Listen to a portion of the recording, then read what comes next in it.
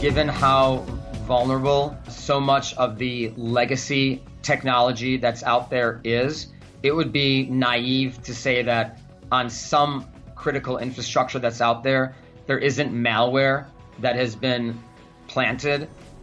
Hey, welcome to Commando on Demand, where we talk to the industry movers and shakers and keep you up to date on everything digital. I'm Kim Commando. Today we're going to tell you exactly everything that you need to do to set up your financial accounts in order to prevent being hacked. So we're going to tell you exactly how the hackers are going to hack you and then tell you what you need to do in order to prevent that from happening. I'm Mike James. Also, you know, malware is everywhere. We've got an expert for you on how to avoid malware and keep you or your business safe. Coming up on Commando on Demand.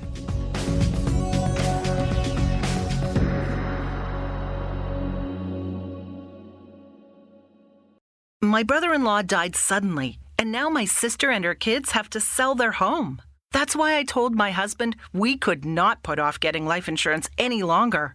An agent offered us a 10-year, $500,000 policy for nearly $50 a month. Then we called SelectQuote. SelectQuote found us identical coverage for only $19 a month, a savings of $369 a year. Whether you need a $500,000 policy or a $5 million policy, SelectQuote could save you more than 50% on term life insurance. For your free quote, go to SelectQuote.com. SelectQuote.com. That's SelectQuote.com. SelectQuote. We shop, you save. Full details on example policies at SelectQuote.com/commercials. So now it's time for this week's Commando on Demand lifestyle tech tip. And here's Kim from the Kim Commando Show to talk about how to keep your computer safe from malware and ransomware. Go ahead, Kim. There are thousands of hacks and ransomware attacks and data breaches. And the problem is that one major hack story just leads to another. And after a while, they all start blurring together, don't they?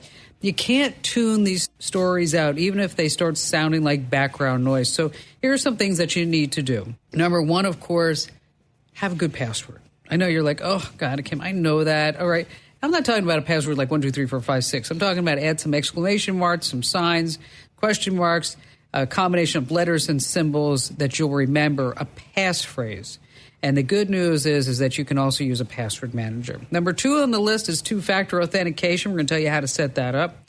3, it's easier to keep track of your business finances, your personal finances, everything, your savings, if it's right in front of your eyes, and that means you want to use an app like Mint.com. They help you set budgets, manage your bills. 4 on the list is, yes, you need to check your credit score. We're going to tell you how to do that.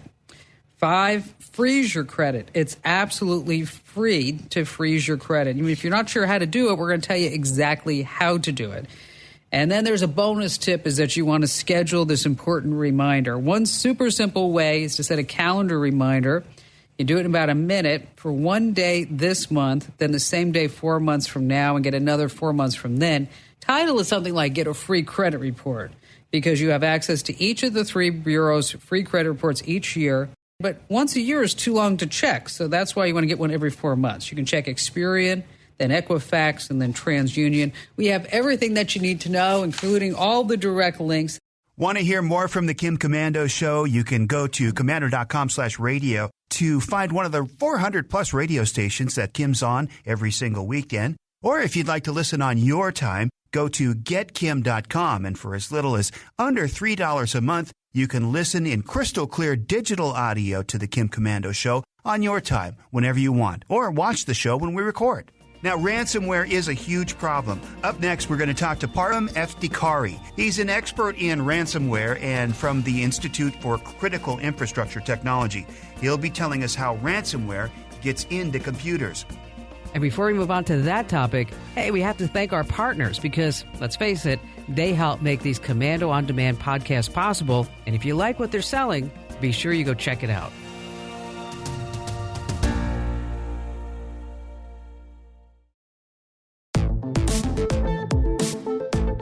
while back, the town of Greenville, North Carolina reported that much of its system was shut down after an unspecified attack locked down many of its machines. Last month, Norwegian metal and power specialist Norsk Hydro was attacked, causing that company to shut down much of its industrial operations. What caused the attacks? Ransomware. According to the U.S. government cybersecurity and infrastructure security agency, ransomware is a type of malware designed to deny access to a computer system or data until a ransom is paid. Ransomware typically spreads through phishing emails or by unknowingly visiting an infected website. From Commando.com, on this Commando On Demand podcast, we're talking about just how dangerous ransomware is to individuals and organizations. According to SafetyDetective.com, experts predict that ransomware attacks will cost businesses nearly $11 billion this year, and that is way up from the $325 million reported in 2015. Just think, a 4-year difference from $325 million to $11 billion in fees for businesses and individuals. We're going to talk to Param Eftikari. He's an executive director of the Institute for Critical Infrastructure Technology, the nation's leading cybersecurity think tank. And we'll hear about how much more dangerous ransomware is becoming and how difficult it is to recover from an attack. I'll also have more tips and tools to protect your computer from being hacked. We are talking with Param Eftikari. First question about ransomware is front and center in terms of the dangers to companies. So how is this true for businesses specifically? Yeah, well, the emergence of ransomware, I think, most importantly, up until the ransomware epidemic really came to be, malware was a threat because it would, at best, slow down operations or steal your intellectual property, or steal PII or personal information on your customers or your staff, or if you're in the in the government space, it could steal national secrets. Right? It's all about data theft.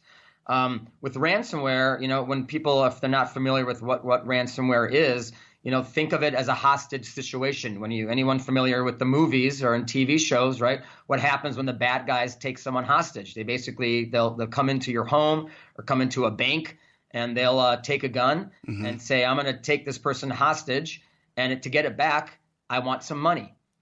With ransomware, they're doing this in a digital fashion. They'll take software, and that software is used to essentially lock down your computer or your company's server. And the bad guys, whether it's a nation, typically a cyber criminal, right? These organizations that do this to make money.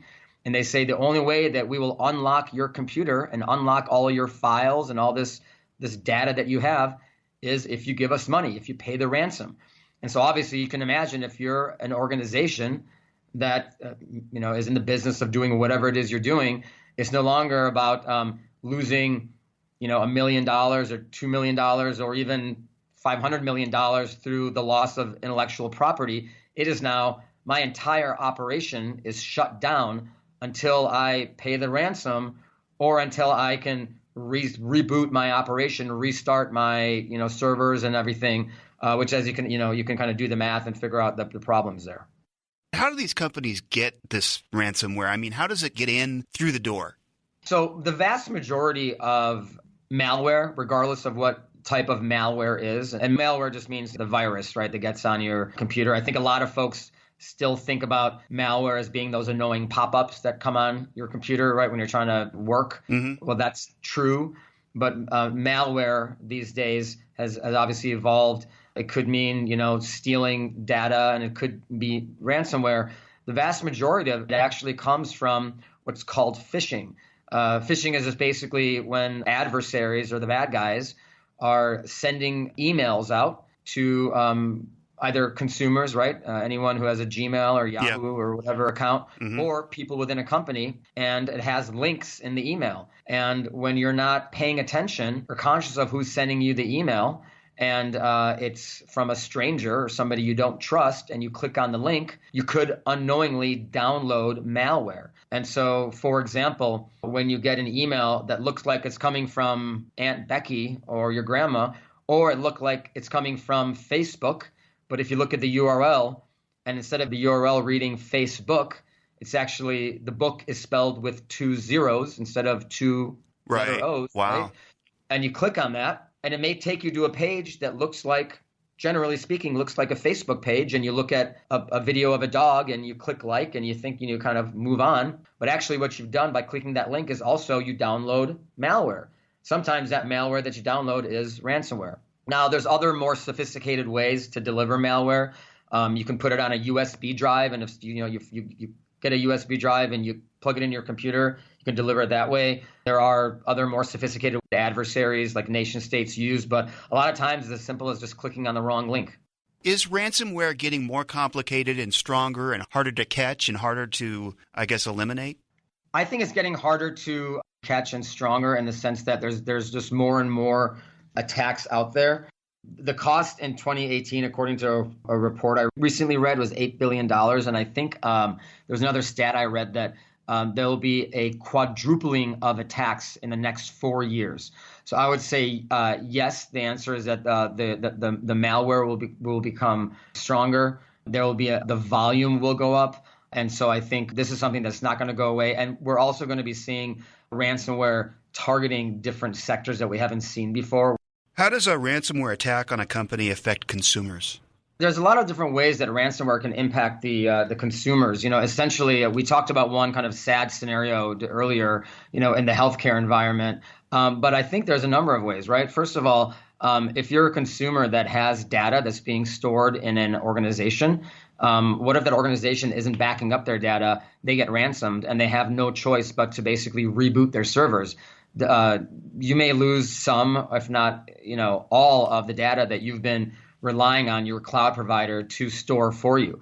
If you're a business consumer and you're relying on a manufacturer of whatever widget it is that's, this company's producing for you as part of your supply chain, and they're shut down for a day or a couple days or a week, if they're not giving you the materials that you need because their process is shut down, then essentially you're shut down until they can get back up and running. So, ransomware is one of these things where if it shuts down an operation, it could possibly jeopardize the data that they're housing for you, or it could jeopardize your supply chain and your ability to operate because they can't provide you with the materials that you need to keep your operation going. So the repercussions to consumers is really large. And ultimately, it goes down to trust, right? I mean, you want to be able to know that the organizations that you're working with have security in place to defend themselves from being infected from any type of malware, much less ransomware, which is so detrimental. And I think ultimately, if companies you're working with get hit with ransomware, it just erodes and the confidence you have in them, which is never good for a relationship. What can people do, or what can companies do then to protect themselves and stay away from this whole scenario? I think there's a number of things. First of all, I just mentioned, organizations need to be doing a good job of backing up their data. So you never want to pay a ransom, right? That's not what anyone advises to do. Mm-hmm. So if you do get if you do get hit with ransomware, you want to be able to basically reboot, if you will. And it's a lot easier to do that if you only lose a few hours of data or half a day's worth of data. It's still a big cost to the organization, but it's better than losing, a week or a month or all of it, right? If you're a small company, you need layered defenses, right? So you need to have good cyber hygiene training. You need to be patching and then kind of do the basics and then go on from there. Obviously, when you do get hit with ransomware, you want to call the authorities right away. But I think there's a number of things you can do. And also I want to say that I just gave a TEDx talk in February at Penn State University called "Are You the Best Hope for Cybersecurity?" And one of the points that I wanted to make with the talk, and it was actually aimed towards non-cybersecurity and non-technology community. And the whole point of the talk was the big reason that we're getting hacked all the time is that all the tech we have, whether it's IT or OT or whether it's hardware or software, it's been built with poor security, right? With poor software code and with all the security technology that we have out there, it's not being used to the best of our ability. We know what to do. We're just not doing it because it costs too much money. And technology manufacturers. It's inconvenient too, right? It's inconvenient. Exactly. Yeah. And consumers, everyone listening here, even if you're not a business owner, even if you're not in the government, if you're not in cybersecurity, you all have a role to play. You have more power than you realize.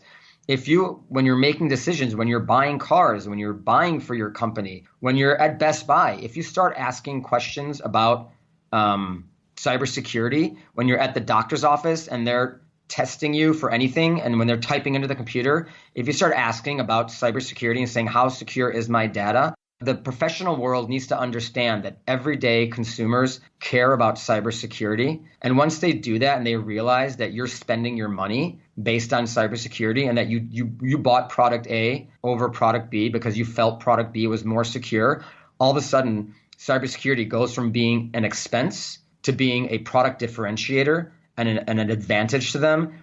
And now all of a sudden, they'll spend money to make their products more secure. And that's another way that these vulnerabilities that are out there will start to diminish, and it'll be harder for adversaries to get in because there'll be basically less doors to walk through. So that's another thing we have to focus on.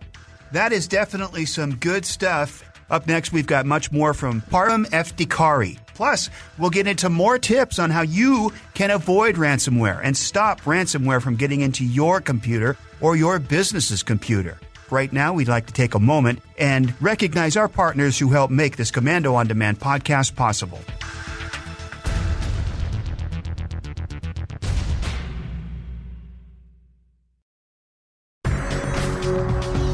All right, we're back here on Commando On Demand. We are talking with Param Eftikari. You are the executive director of the Institute for Critical Infrastructure and Technology. It's a Washington, D.C. based think tank. Its mission is vast, but very much needed.